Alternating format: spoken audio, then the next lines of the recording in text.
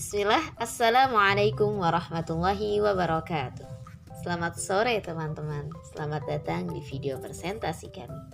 Semoga di sore ini teman-teman masih bersemangat untuk menyimak materi kami meski hanya melalui rekaman video. Baik, perkenalkan kami dari kelompok 5 yang beranggotakan saya Nur Laila Sofia dan Nisa Nurul Kolbiah juga Siti Ani Sumarni. Insya Allah kami akan menyampaikan beberapa hal yang berkaitan dengan alat permainan edukatif untuk anak berkebutuhan khusus atau ABK dan alat permainan sebagai sumber belajar anak. Sebagai tugas dari mata kuliah bermain dan permainan anak usia dini yang dibimbing oleh Bunda Nita Agi Purnama MPD. Baik, berikut adalah beberapa informasi yang akan kami sampaikan. Yang pertama ada pengertian ABK juga jenis-jenis ABK yang insya Allah akan saya sampaikan. Kemudian ada bentuk pendidikan bagi ABK, juga manfaat APE, juga contoh APE untuk ABK yang akan disampaikan oleh Siti Ani Sumarni. Kemudian ada bagian yang kedua yaitu tentang sumber belajar yang akan disampaikan oleh Ibu Nisa Kolbiah. Berikut pengertian manfaat, jenis-jenis, juga penggunaan APE sebagai sumber belajar. Selamat menyimak teman-teman, tetap semangat. Baik, langsung saja bagian yang pertama yaitu pengertian anak berkebutuhan khusus atau kita mengenalnya ABK.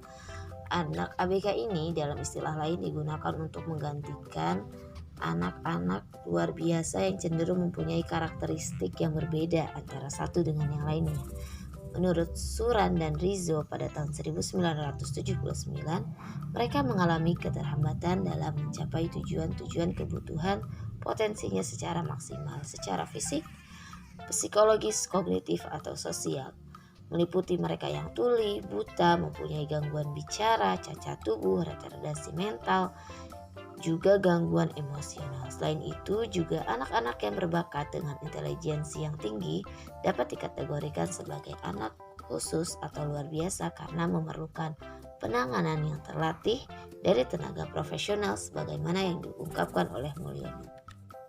Berlanjut pada jenis-jenis anak berkebutuhan khusus, yang pertama ada cacat fisik.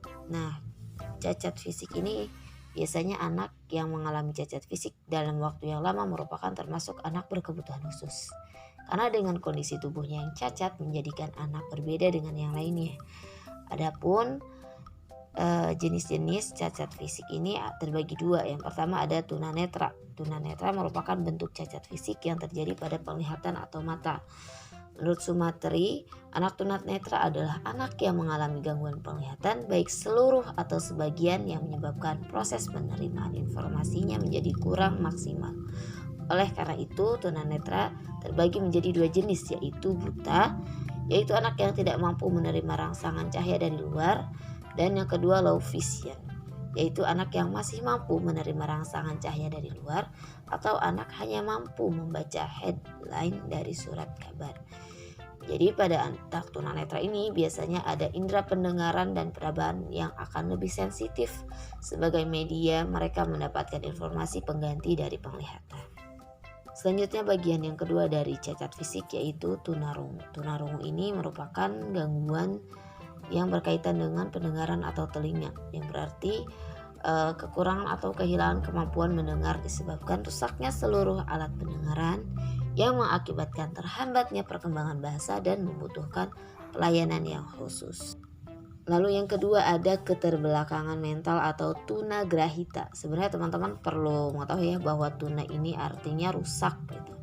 Dan grahita ini artinya berpikir. Jadi ketika kita menemukan tunagrahita artinya seseorang yang mengalami hambatan fungsi kecerdasan intelektual dan adaptasi tingkah laku yang terjadi pada masa perkembangannya dan juga menyebabkan kesulitan dalam tugas-tugas akademik, komunikasi maupun sosial. Tunagrahita ini merupakan penyakit bawaan yang disebabkan oleh kelainan kromosomal.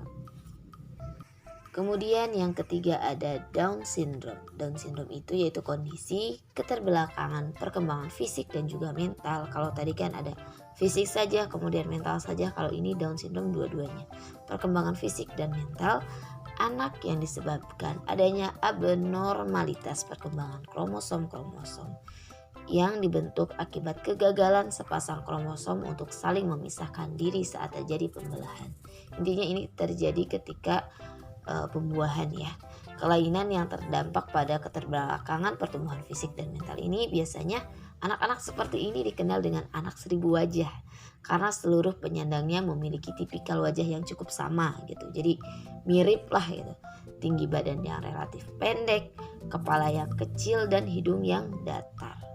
Daksa. Nah, tunadaksa ini daksa artinya tubuh ya. Jadi ini mirip dengan cacat tubuh yang pertama disampaikan. Nah, tunadaksa ini menurut Sujihati Sumarti, tunadaksa adalah suatu keadaan yang terganggu atau rusak sebagai akibat dari gangguan bentuk atau hambatan pada otot, sendi dan tulang dalam fungsinya yang normal gitu. Jadi kalau ini lebih ke otot, sendi dan juga tulang. Kondisi ini disebabkan oleh kecelakaan, biasanya juga penyakit atau juga disebabkan karena pembawaan sejak lahir. Nah, contohnya orang yang memiliki anggota tubuh tidak sempurna ini seperti orang yang berjalan menggunakan bantuan kursi roda karena tidak memiliki kaki, ataupun memiliki kaki tapi tidak mampu menopang berat tubuhnya. Juga tidak dapat memegang gelas karena bentuk tangan yang tidak normal dan lain sebagainya. Jadi ini agak sedikit berbeda dari yang pertama. Kalau yang pertama itu lebih ke pendengaran dan penglihatan, kalau ini lebih ke otot, sendi dan juga tulang ya. Selanjutnya ada tunalaras atau gangguan perilaku. Nah, tunalaras ini adalah individu yang mengalami hambatan dalam mengendalikan emosi dan kontrol sosialnya. Tunalaras ini biasanya menunjukkan perilaku menyimpang yang tidak sesuai dengan norma dan aturan yang berlaku di sekitarnya. Dua perilaku tunalaras ini biasanya paling sering banget dijumpai adalah yang pertama ada hiperaktif. Nah, anak hiperaktif ini adalah anak yang melakukan kegiatan fisiknya dengan berlebihan gitu. Jadi biasanya anak-anak ini tuh menunjukkan adanya kecerdasan kinestetik atau kecerdasan bergerak gitu ya, dibandingkan kecerdasan lainnya karena melibatkan kekuatan fisik. Kemudian yang kedua yaitu ada agresif. Nah, kalau agresif ini lebih ke anak-anak yang lebih banyak menyerangnya kepada sesuatu hal yang mengecewakan, menghalangi atau menghambat keinginan. Oke, next selanjutnya ada autisme. Nah, autisme ini adalah salah satu bentuk kelainan pada anak yang diakibatkan oleh gangguan fungsi saraf otak. Nah, kalau ini lebih ke fungsi saraf di otaknya. Dalam keadaan yang demikian ini secara langsung dapat terdampak pada mental seseorang. Jadi sebenarnya kalau autisme ini masuk ke kelainan atau keterbelakangan mental ya. Nah, biasanya anak-anak yang seperti ini mengalami gangguan komunikasi sosial dan hanya asyik dengan dunia bawah sadarnya sendiri. Kemudian yang ketujuh ada kesulitan belajar atau lamban belajar. Nah, seseorang yang lamban belajar atau kesulitan belajar ini dapat dikatakan lamban belajar jika ia memiliki IQ yang normal, namun jika dibandingkan dengan teman sebayanya, ia mengalami keterlambatan dalam proses pemahaman belajarnya. Dan yang terakhir ada anak berbakat atau gifted dan talented. Jadi ini biasanya anak-anak yang lebih spesial ya gitu. Jadi anak berbakat ini adalah anak yang memiliki kemampuan luar biasa, baik intelijensinya, kemampuan luar biasa ya, baik intelijensinya ataupun bakat khusus dan kreativitasnya. Sehingga anak ini sebenarnya berbakat mampu mencapai kinerja dan kualitasnya yang luar biasa.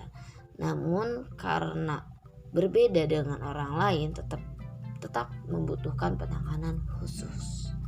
Sehingga mereka tetap dimasukkan ke dalam kategori anak berkebutuhan khusus. Hal yang perlu dipahami di sini bahwa semua jenis-jenis ABK ini tidak serta-merta kita judge kepada anak, tetapi membutuhkan penilaian dari ahlinya.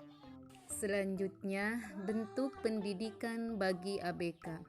Undang-Undang Republik Indonesia Nomor 20 Tahun 2003 tentang Sistem Pendidikan Nasional Pasal 15 menyatakan bahwa pendidikan khusus merupakan pendidikan untuk peserta didik berkebutuhan khusus atau peserta didik yang memiliki kecerdasan luar biasa.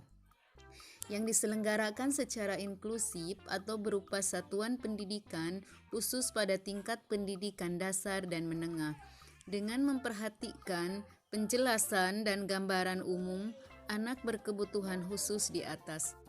Tentu ada pelayanan yang spesial dan berbeda dibandingkan dengan anak pada umumnya. Contoh yang paling nyata ialah berkaitan dengan pelayanan pendidikan bagi anak-anak berkebutuhan khusus, baik di sekolah maupun pendidik wajib memperhatikan kondisi-kondisi anak tersebut. Lahirnya pendidikan inklusi didorong oleh adanya kesadaran bahwa semua anak berhak atas pendidikan yang layak tanpa memandang sisi kelemahan seseorang, agar tidak lagi terjadi diskriminatif pada anak-anak yang memiliki keterbatasan, serta mereka akan mendapat layanan yang sesuai untuk mengoptimalkan potensi dirinya. Permendiknas nomor 70 tahun 2009. Ada prinsip-prinsip yang harus diperhatikan oleh sekolah dan pendidik yang bersangkutan. A. Sikap kasih sayang. Prinsip pertama dan paling utama dalam memberikan pelayanan kepada anak berkebutuhan khusus ialah sikap kasih sayang.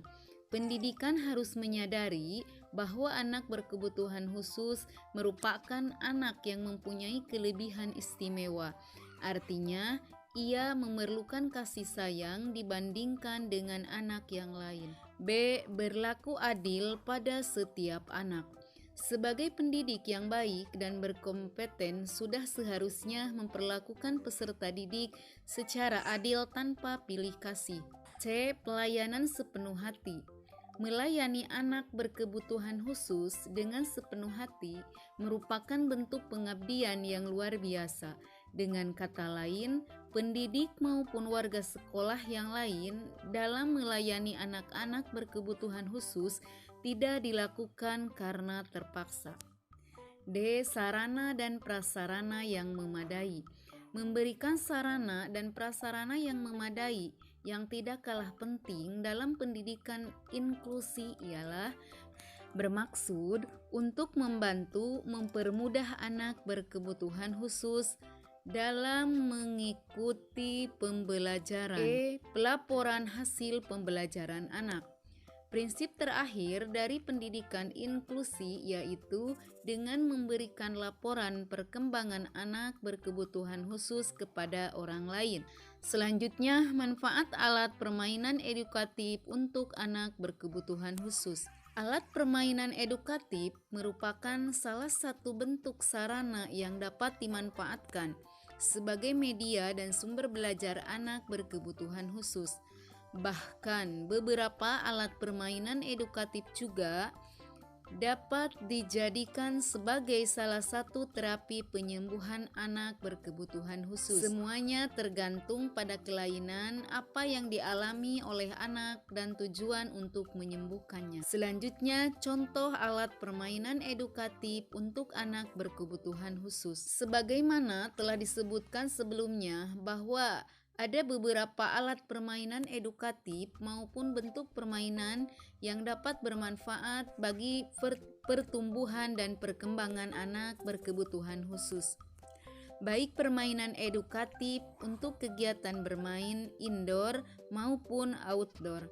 Adapun alat permainan edukatif maupun ragam permainan yang dapat digunakan untuk anak berkebutuhan khusus antara lain alat musik.